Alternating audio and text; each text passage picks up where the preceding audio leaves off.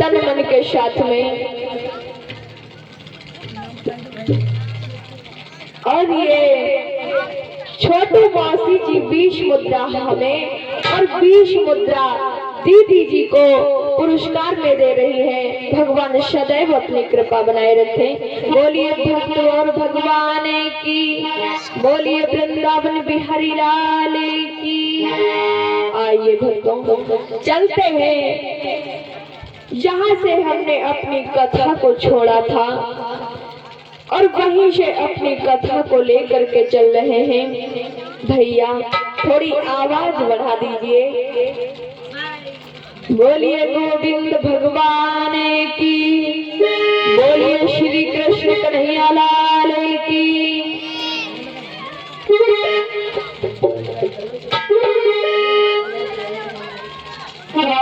बोलिए वृंदावन बिहारी लाल की, बोलिए श्री कृष्ण कन्हैया लाल की।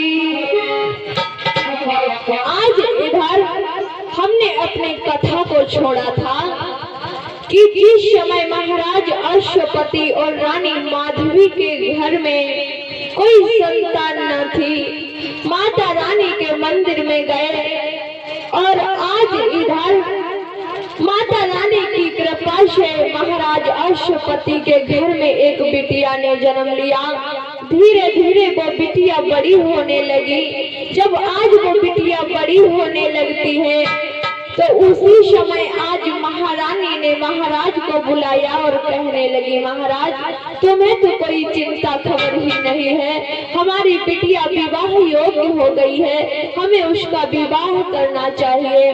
आज महाराज अश्वपति बोले, देवी तुमने हमारे मन की बात छीन ली और आज नाई और ब्राह्मण को भेजा है वर ढूंढने के लिए, मगर नाई और ब्राह्मण को कहीं जब वर नहीं मिला तो अपनी बिटिया को ही भेज देते हैं। और इधर सावित्री वर ढूंढने के लिए अपनी सखियों के साथ में गई। जब आज सखियों के साथ में जाती है तो अब भैया जब हर नगर में गई, हर राज्य में गई, मगर कोई आज राजकुमार ना मिला। तो इधर कोई जब समझ में नहीं आता है तो आकर के जंगल में रुक जाती है। जब जंगल में पहुंची तो अब तो भैया विचार करने लगी, मैं चलते चलते थक गई हूँ, थोड़ी देर विश्राम कर लूं, उसके बाद में आगे की सफर तय करेंगे। आज इधर सावित्री की सखियां घूमते घूमते जहाँ सत्यवान लकड़ी काट रहे थे वहां पहुंच जाती हैं और जैसे ही सत्यवान को देखा उसी समय आकर के सावित्री को बताया है। सावित्री ने देर नहीं की, सत्यवान के पास में गई और जब सत्यवान के पास में जाती है तो सब आज हाल पूछा है कि आप कौन है, किस देश के रहने वाले हैं और कौन सा राज्य है आपका, कौन माता पिता है। तो सत्यवान ने सब हाल बताया। तो इधर सावित्री कहने लगी, हम तुम्हारे साथ में विवाह करना चाहते हैं, मगर सत्यवान ने बहुत समझाने की कोशिश की, सावित्री मानने के लिए तैयार न हुई। कहने लगी, हम विवाह करेंगे तो तुम्हारे साथ में करेंगे, वरना हम पूरा जीवन अब कुंवारे ही गुजार देंगे, क्योंकि हमने हृदय से अपना पति तुम्हें मान लिया है। अब तो भैया जब यह बात सुनी तो सत्यवान अपने माता पिता के पास में लेकर के जाते हैं। जब माता पिता के पास में गई सावित्री चरणों में गिर जाती है, कहने लगी, मैया हमें अपनी बहू बना लो और हम अब तुम्हारे बेटे के साथ में विवाह करना चाहते हैं। सत्यवान की मैया ने बहुत समझाया, मगर जब आज सावित्री समझने के लिए तैयार न हुई तो आज हाँ कर देती है और कहने लगी, बिटिया जा करके खबर दो और हम विवाह करने के लिए तैयार हैं। सावित्री बहुत खुश होकर के आज उसी समय अपने महलों में पहुंची, अपने माता पिता को सब हाल बताया। तब तक नारद जी आ गए। जब नारद जी आए तो महाराज अश्वपति ने इधर सावित्री का भविष्य पूछा है और जैसे ही नारद जी ने सत्यवान का नाम सुना अब तो चौंक पड़े और कहने लगे वैसे तो बहुत सुंदर सत्यवान है, गुणवान है, विद्वान है, सुशील है, सुंदर है, मगर उसकी उम्र सिर्फ 1 वर्ष की है। जब ये बात सुनी है तो मैया आज बहुत समझाती है, मगर सावित्री आज मानने के लिए तैयार ना हुई। जब तैयार नहीं होते कहने लगी मैया मैं विवाह करूंगी तो सत्यवान के साथ में करूंगी। तो उसी समय नारद जी कहने लगे जब बिटिया नहीं मान रही है तो तुम बिटिया का विवाह कर दो सत्यवान के साथ में, भविष्य में बिटिया का ही नाम होगा। आज इधर भैया सत्यवान और सावित्री का विवाह विधि विधान के साथ में संपन्न हुआ। जब आज विवाह संपन्न हो जाता है, विदाई का समय आया, अब तो भैया सावित्री रो करके अपने पिताजी से कहने लगी मैं गुड़िया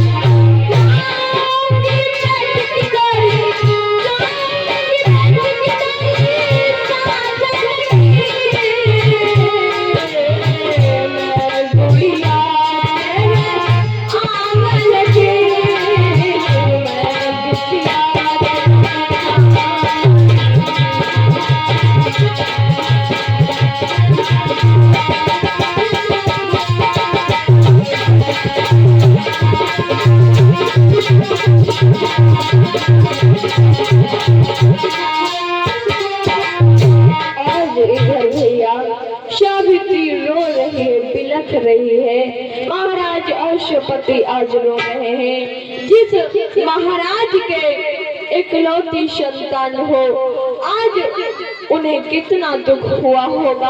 और पुत्री तो ऐसा धन ही होती है जिसे चाहे कितना ही संभाल करके रखो, मगर एक ना एक दिन उसे किसी और को देना ही होता है।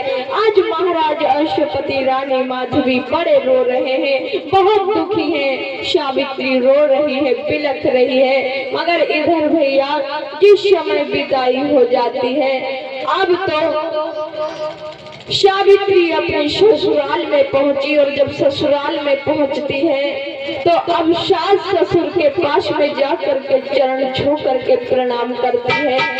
इधर धीरे धीरे समय गुजरने लगा।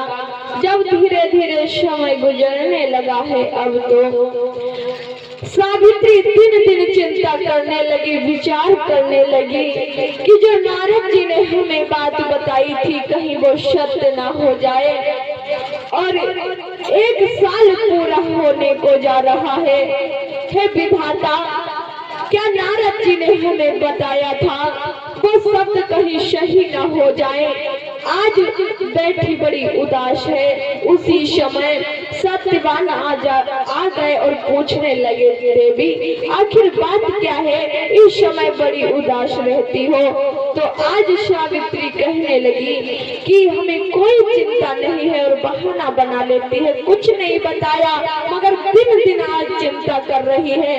वही समय आ गया जब 1 साल पूरा होने को आ जाता है। एक दिन की बात है, सत्यवान लकड़ियां काटने के लिए जा रहे थे। सावित्री कहने लगी है, स्वामी हम भी तुम्हारे साथ में चलेंगे। आज हमारा हृदय बहुत घबरा रहा है, न जाने क्या होने वाला है। सत्यवान ने समझाया, कहने लगे, देवी तुम चिंता न करो, माता पिता के पास में रहो, इनकी सेवा करो, हम लकड़ियां काट करके लाएंगे। मगर सावित्री आज कहने लगी, हम तुम्हारे साथ में जरूर चलेंगे। उसी समय भैया, जब सावित्री मानने के लिए तैयार न हुई तो आज सत्यवान बोले, पहले माता पिता के पास में जाओ, आज्ञा लेकर के आओ। जब आज इधर माता पिता के पास में गई, अपने सास ससुर के पास में गई, अब तो भैया इधर अपनी सास से कहने लगी, मैया आज हम वन को जाना चाहते हैं लकड़ियां कटवाने के लिए। आज हमारा हृदय बहुत घबरा रहा है, मैया हमें जंगल को जाने दो। उसी समय भैया, जब आज लाख बार विनती करती है तो सास कहने लगी, बिटिया चली जाओ। और आज इधर चली जाती है सत्यवान के साथ में लकड़ियां कटवाने के लिए। चलते चलते आज जंगल में पहुंच गई। जब जंगल में पहुंच जाती है, एक सूखा वृक्ष सत्यवान ने देखा, उस पर चढ़ करके आज लकड़ियां काटने लगे। जब लकड़ियां काट रहे हैं, अब तो भैया इधर इतनी तेज से सिर में दर्द होने लगा। जब दर्द होने लगा है तो उसी समय आज सावित्री से कहने लगे, देवी हमारे सिर में बहुत तेज से दर्द हो रहा है। सावित्री समझ गई, कहीं हमारी सोच सही तो ही नहीं है, जो हमें नारद जी ने बताया था वो शब्द सही तो नहीं हो जाएंगे। आज उसी समय सत्यवान से बोली, हे नाथ नीचे उतर के आइए। सत्यवान जैसे तैसे करके आज पेड़ से नीचे उतरे। अब तो भैया रो रो करके सावित्री से कहने लगे, देवी अब हम क्या करें, हमारी कुछ समझ में नहीं आ रहा है, हमारा सिर दर्द के मारे फटा जा रहा है। और इधर क्या बोले हैं सत्यवान, अब का करूं प्यारी, अब का करूं प्यारी, भारी घबराया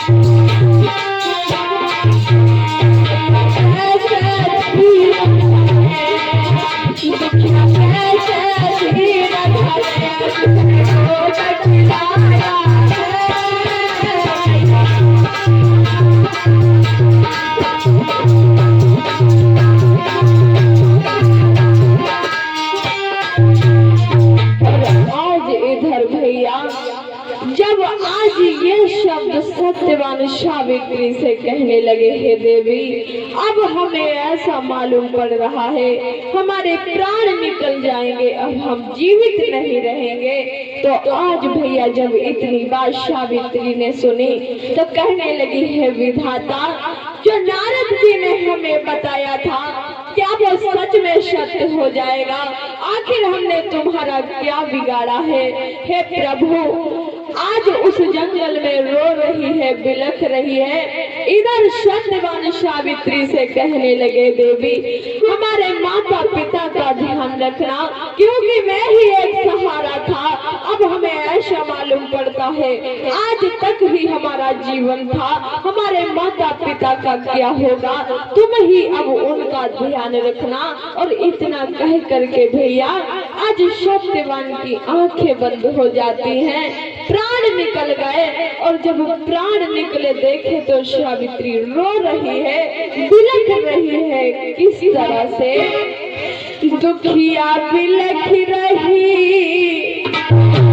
बिलख रही, हरि के लाश आज प्रीतम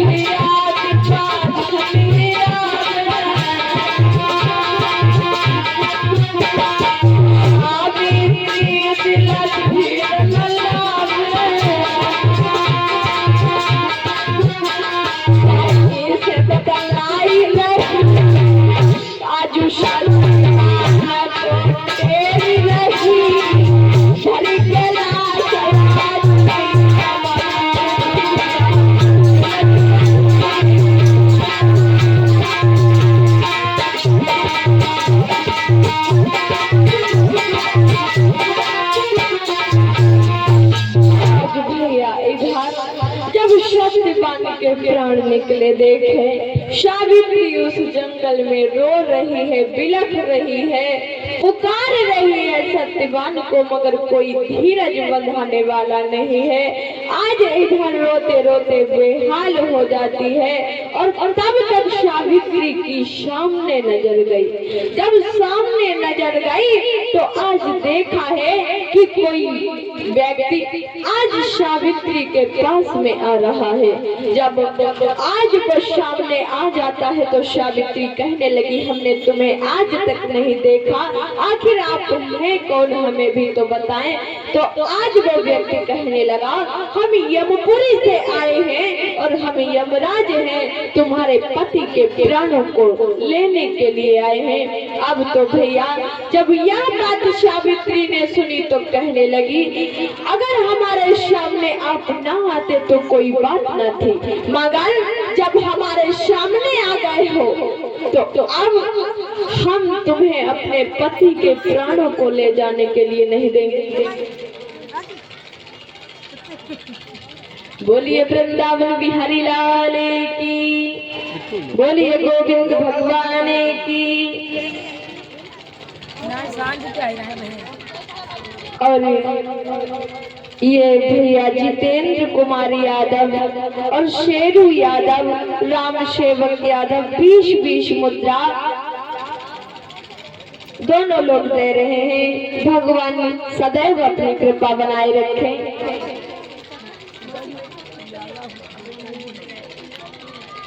बोलिए वृंदावन बिहारी लाल की, बोलिए भक्त और भगवान की।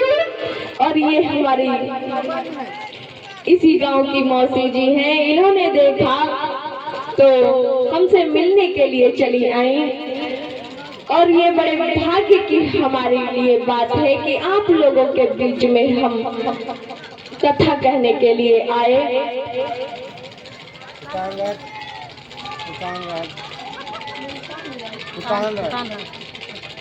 और ये भुगतान राज भैया 50 मुद्रा पुरस्कार में दे रहे हैं। भगवान सदैव अपनी कृपा बनाए रखें। बोलिए भक्त और भगवान की, बोलिए वृंदावन बिहारी लाल की।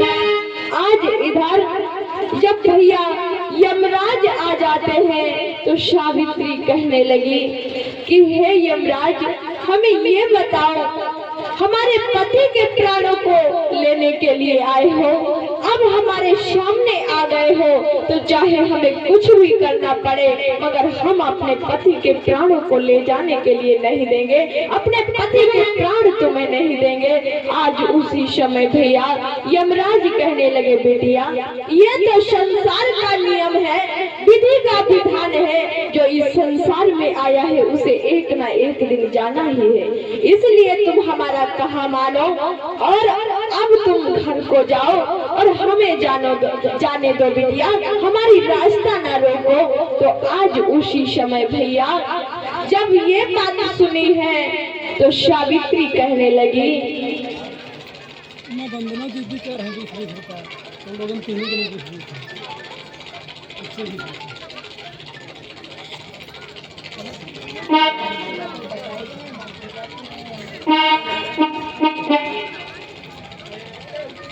बोलिए वृंदावन बिहारी लाल की, बोलिए श्री कृष्ण कन्हैया लाल की। और आप लोगों ने बता दिया, हमें बहुत अच्छा किया, क्योंकि हमें पता नहीं था, आप लोगों ने लिखा नहीं था, इसलिए हमसे त्रुटि हुई तो क्षमा करना। बोलिए गोविंद भगवान की।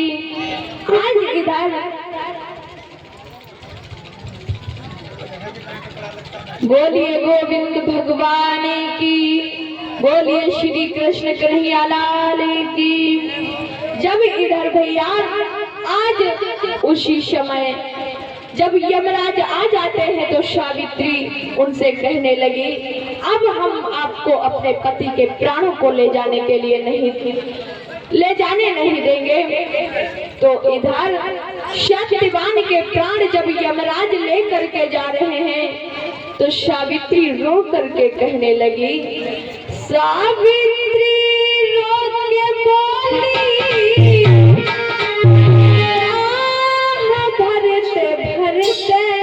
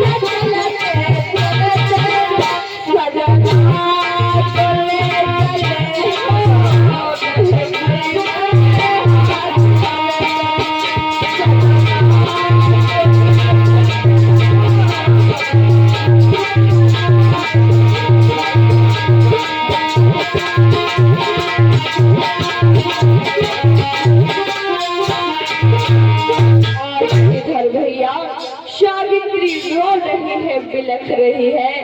तब तक यमराज कहने लगे, बिटिया इस संसार का नियम है, मैं विधि का विधान नहीं बदल सकता। हमारा कहना मानो, घर को वापस चली जाओ। आज जहाँ तुम्हारे पति जा रहे हैं, कल आपको भी वहीं आना है। अपने घर को जाओ, जो तुम्हारा जीवन बचा है हरि के चरणों में समर्पित कर दो। मगर आज सावित्री रो करके कहने लगी, और क्या बोली है, घर ना जाऊंगी, घर ना जाऊंगी, मैं तो पति के संग